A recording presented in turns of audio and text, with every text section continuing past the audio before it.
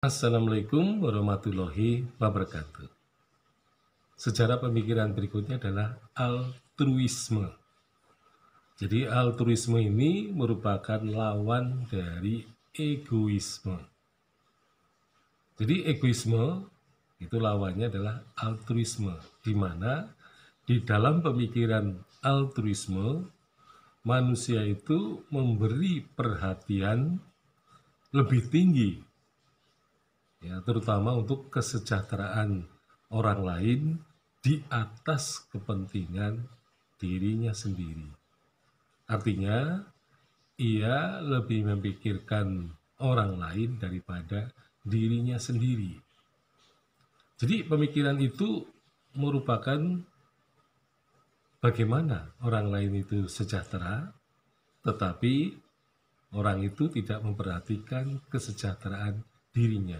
Artinya orang itu bekerja tanpa pamrih. Ya, jadi meskipun manusia sebenarnya selalu ada pamrih, tetapi pamrihnya untuk diri sendiri itu biasanya lebih kecil, ya, daripada pamrih kepada orang lain. Jadi memang manusia tidak mungkin lepas dari rasa pamrih itu. Ya, jadi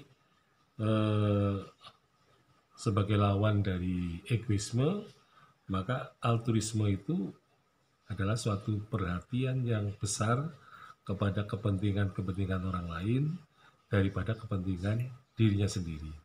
Nah, jadi ketika seseorang memperoleh jabatan misalnya, seperti yang terjadi pada pendiri Banyumas. Jadi pendiri Banyumas ini diangkat oleh Sultan Pajang menjadi seorang adipati.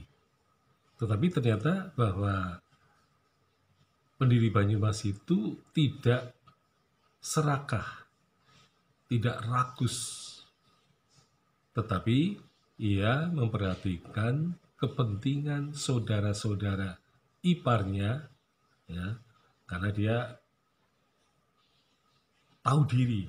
Jadi sebagai seorang menantu, tentu saja ia tahu diri terhadap saudara-saudara iparnya.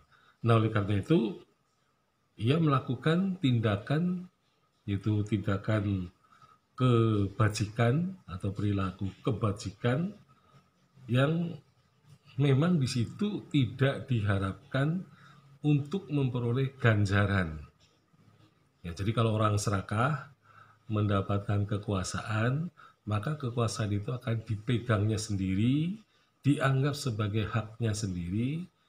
Orang lain, ya, orang lain dianggap tidak penting, orang lain dianggap tidak memerlukan.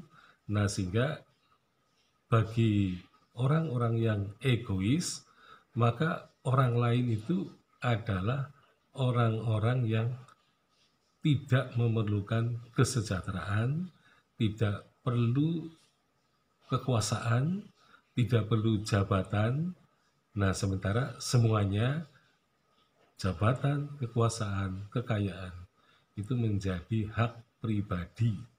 Sementara orang lain tidak boleh mendapatkannya. Nah, inilah yang dikatakan sebagai egoisme, yang kemudian juga sikap altruisme atau pemikiran altruisme ini merupakan lawan dari egoisme. Jadi meskipun orang yang berpikir altruisme ini termasuk bukan, ya, orang-orang yang banyak, ya, dalam artian orang-orang yang berpikir altruisme ini adalah orang-orang yang sedikit jumlahnya. Artinya orang-orang egoisme itu lebih besar jumlahnya daripada yang altruisme. Nah, oleh karena itu, kesadaran untuk bisa berbagi ini adalah merupakan kesadaran yang langka dalam kehidupan manusia, karena pada dasarnya manusia itu adalah makhluk yang serakah, makhluk yang rakus, makhluk yang ingin menguasai secara keseluruhan, dan mereka akan berpikir untuk tidak berbagi.